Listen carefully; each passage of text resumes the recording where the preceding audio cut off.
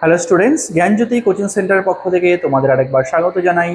আমি রাজীব স্যার এবং আজকে আমরা আলোচনা করব বিকেইউ ইউনিভার্সিটির আন্ডারে তোমরা যারা পলিটিক্যাল সায়েন্স নিয়ে 6th সেমিস্টারের জন্য পড়াশোনা করছো তাদের মেজর পেপার 13-এর যে টপিকটা আজকে আমাদের কাছে রয়েছে সেটা হলো মুঘল প্রশাসনিক ব্যবস্থা এবং এই মুঘল প্রশাসনিক ব্যবস্থায় ভূমি রাজস্ব নীতি কী ছিল। ঠিক আছে, তো এটা থাকবে তোমাদের 6th সেমিস্টারের মেজর পেপার 13-এর একটি খুবই গুরুত্বপূর্ণ বিষয়। তো ভিডিওটি শুরু করার আগে তোমরা যারা আমাদের চ্যানেলে প্রথম এসেছো বা এখনও আমাদের চ্যানেলটিকে সাবস্ক্রাইব করোনি তারা অবশ্যই চ্যানেলটিকে সাবস্ক্রাইব করো এবং পাশে থাকা বেল আইকনটিকে ক্লিক করে দিও যাতে আমাদের পরবর্তী ভিডিওর নোটিফিকেশান তোমরা খুব সহজেই পেয়ে যেতে পারো। এছাড়া তোমরা যারা অনলাইনে আমাদের সাথে যুক্ত হতে চাও এবং আমাদের থেকে কোর্স পারচেস করতে চাও তারা অবশ্যই স্ক্রিনে যে দুটো ফোন নাম্বার দেখতে পাচ্ছ এই দুটো ফোন নাম্বারে আমাদের সাথে সরাসরি যোগাযোগ করে নিতে পারবে। অনলাইনে যেই সমস্ত সুযোগ সুবিধাগুলো আমরা তোমাদের জন্য রেখেছি তোমরা এখানে পেয়ে যাবে live classes, recorded classes, high quality notes এবং 100% কমন সাজেশন। মেজর স্টুডেন্টদের জন্য পুরো সেমিস্টারের কোর্স ফি রাখা হয়েছে অল সাবজেক্টের জন্য শুধুমাত্র 1199 এবং মাইনর স্টুডেন্টদের জন্য রাখা হয়েছে শুধুমাত্র 699। এছাড়া গুগল প্লে স্টোরে আমাদের একটা অ্যাপ্লিকেশন রয়েছে যেই অ্যাপ্লিকেশনটার নাম হলো পিস্টিকল এডুকেশন। তো এই অ্যাপ্লিকেশনটা ডাউনলোড করেও তোমরা আমাদের সাথে যুক্ত হতে পারো এবং অ্যাপ্লিকেশনে থাকা বিভিন্ন কোর্সগুলোর অ্যাক্সেস গ্রহণ করতে পারো। আর এই মুহূর্তে তোমাদের জন্য একটা স্পেশাল অফার চলছে যেটা হলো শুধুমাত্র ₹99 রেজিস্ট্রেশনের মাধ্যমে তোমরা আমাদের এখানে পেয়ে যাবে মেজর বা মাইনর যে কোনো কোর্স পারচেসে পুরোপুরি 50% অফ। তো এই অফারটার সুযোগ নেওয়ার জন্য আমাদের যে অফিসিয়াল নাম্বার আছে তো এই অফিসিয়াল নাম্বারে তোমরা যোগাযোগ করে নিতে পারো। আচ্ছা, তো চলো এবার তোমাদের যে মেন টপিক সেই মেন টপিকে আলোচনা করা যাক, যেটা হলো মুঘল সাম্রাজ্যের কী রয়েছে। মুঘল সাম্রাজ্যের স্থায়িত্ব এবং বিশাল সামরিক বাহিনী পরিচালনা এবং প্রশাসনিক কাঠামোর মূল ভিত্তি ছিল তার সুসংগঠিত ভূমি রাজস্ব ব্যবস্থা। ঠিক আছে, মুঘল সাম্রাজ্য বিশাল যে মুঘল সাম্রাজ্য ব্যবস্থা ছিল এই সাম্রাজ্য ব্যবস্থাকে সঠিকভাবে পরিচালনা করার জন্য এবং যে বাহিনী ছিল প্রতিরক্ষা বাহিনী তাদেরকে সুষ্ঠুভাবে পরিচালনা করার জন্য এখানে একটা ভূমি রাজস্ব ব্যবস্থা তারা তৈরি করেছিল। মুঘল আমলে উৎপাদিত কৃষিজাত পণ্যের উপর ভিত্তি করে রাষ্ট্রের আয়ের সিংহভাগ আসতো। ঠিক আছে, তো মুঘল সাম্রাজ্যে এই বিশাল সাম্রাজ্যকে পরিচালনা করার জন্য বেশিরভাগ যে করটা আসতো সেই করটা আসতো কৃষিজাত পণ্যের উপর ভিত্তি করে। ঠিক আছে, কৃষিজাত পণ্য থেকে কিন্তু ম্যাক্সিমাম করটা তারা আদায় করত। বাবর এবং হুমায়ুনের রাজত্বকালে রাজস্ব ব্যবস্থা কিছুটা বিশৃঙ্খল থাকলেও সম্রাট আকবরের সময়ে তার অর্থমন্ত্রী রাজা টোডারমালের হাত ধরে এই ব্যবস্থার আমূল পরিবর্তন বা সংস্কার ঘটে। ঠিক আছে, রাজা তোদারমালের হাত ধরে যে ভূমি রাজস্ব ব্যবস্থা বা যে কর ব্যবস্থাটা রয়েছে এখানে কিন্তু অনেকটা পরিবর্তন আসে বা অনেকটা উন্নত হয়।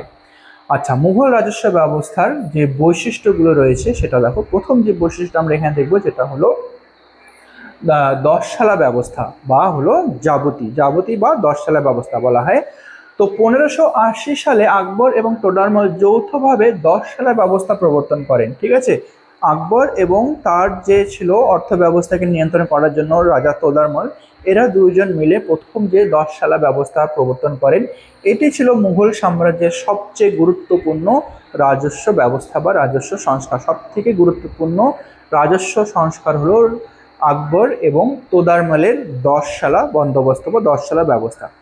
এবার 10 বছরের গড় হিসাব, এখানে কি হয় 10 বছরের গড় হিসাব করে কোনো একটি নির্দিষ্ট অঞ্চলের ফসলের গড় উৎপাদন এবং বাজারের গড় মূল্যের উপর ভিত্তি করে রাজস্ব নির্ধারণ করা হয়। কোনো একটি নির্দিষ্ট অঞ্চলে 10 বছরে কী কী ফসল উৎপাদিত হচ্ছে এবং সেই 10 বছর ধরে বাজারের যে গড় মূল্য সেখান থেকে আসছে সেখানে সে পুরো করটা বা পুরো অর্থের যে পরিমাণটা রয়েছে তার উপর ভিত্তি করে তারা কর নিত। ঠিক আছে, 10 বছর পরে।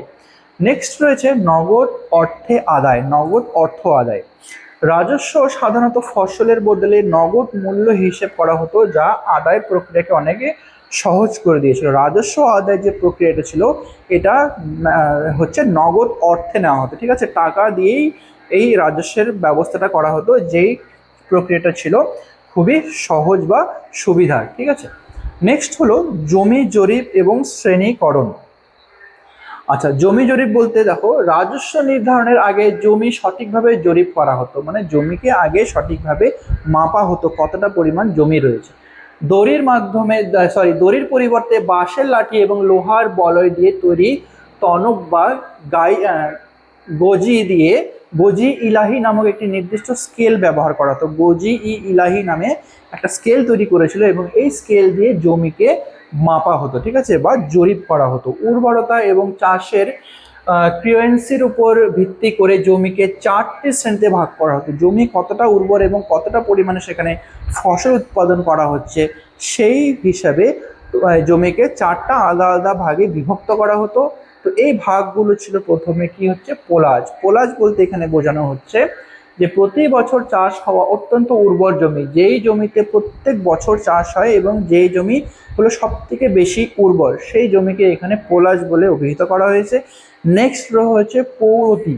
উর্বরতা ফিরে আনার জন্য 1 বছর বা 2 বছর পড়তে রাখা জমি, মানে যেই সমস্ত জমিগুলো উর্বরতা ফিরে আনার জন্য 1 বছর চাষাবাদ করার পরে নেক্সট 1 বছর বা 2 বছর সেটাকে নর্মাল ওভাবেই রেখে দেওয়া হতো, বা সেখানে কোনো চাষাবাদ করা হতো না, ঠিক আছে, ফেলে রাখা হতো যাতে জমির উর্বরতা শক্তিটা আরও ফিরে আসে। তো এই ধরনের জমিকে এখানে পৌরতি বলে অভিহিত করা হয়েছে। তারপরে যেটা রয়েছে তৃতীয় নম্বরে হলো চাচর। চাচর বলতে বোঝানো হচ্ছে 3 বা 4 বছর পদ্ধতি থাকা জমি, মানে যেই জমিতে একবার চাষ করার পরে 3 থেকে 4 বছর তাকে ফেলে রাখা হতো তার উর্বরতা শক্তিকে ফিরে আনার জন্য। নেক্সট হলো বাঞ্জার জমি, মানে 5 বছর বা তার বেশি সময় ধরে চাষ না হওয়া জমি, অনাবাদি জমি, যেই জমিতে 4 বছর 5 বছর ধরে কোনো ফসল উৎপাদন করা হতো না, সেই সমস্ত জমিকে বলা হতো বাঞ্জার বা অনুর্বর জমি। তো এই 4টা আলাদা আলাদা ভাগে জমিকে বিভক্ত করা হতো তার উর্বরতার বিচার করে। আচ্ছা, নেক্সট হলো গাল্লা বক্স বা বাটাই ব্যবস্থা। এবার বাটাই ব্যবস্থা কি রয়েছে এখানে দেখো, এটি ছিল ঐতিহ্যবাহী ফসল ভাগাভাগির পদ্ধতি, ঠিক আছে, ফসল ভাগাভাগির যে পদ্ধতি বা ভাগ করার যে পদ্ধতি, এখানে এটাকে বলা হয়েছে গাল্লা বক্স বা বাটাই ব্যবস্থা। ফসল কাটার পর সরাসরি রাষ্ট্র এবং কৃষকদের মধ্যে তা ভাগ করে নেওয়া হতো, ঠিক আছে, ফসল কাটার পরই সেখান থেকে কিন্তু রাষ্ট্রের মধ্যে এবং কৃষকদের মধ্যে ফসলকে ভাগ করে নেওয়া হতো। এটি মূলত 3 ভাবে হতো, যে ফসল ভাগ করা যে ব্যবস্থাটা, এটি 3টে আলাদা আলাদা ভাবে করা হতো। প্রথম যেটা বলা এখানে দেখা হয়েছে সেটা হলো ভাবলি। ভাবলি বলতে এখানে বোঝানো হয়েছে যে যে কাটার পর শস্য ভাগ, কাটার পরেই যে শস্যটাকে আমরা ভাগ করে নেবো বা জমির মধ্যেই, সেটাকে বলা হয়। তারপরে ক্ষেত বাটাই, মানে জমি থাকা অবস্থাতেই ভাগ, এবং লং বাটাই কি ফসল কাটার পর আটি বেঁধে ভাগ করার যে ব্যবস্থাগুলো ছিল, এই ব্যবস্থাটাকে এখানে বলা হতো লং বাটাই। তো এই 3 প্রকার ভাবে যে ফসলটাকে ভাগ করে দেওয়ার প্রথা ওখানে প্রচলিত ছিল, ঠিক আছে। তো এটাই ছিল আজকে তোমাদের আলোচনার বিষয়। ভিডিওটি যদি তোমাদের ভালো লেগে থাকে তাহলে অবশ্যই লাইক আর কমেন্ট করো। দেখা হবে পরবর্তী ভিডিওতে নতুন কোনো টপিক নিয়ে। ততক্ষণ পর্যন্ত ভালো থেকো, সুস্থ থেকো।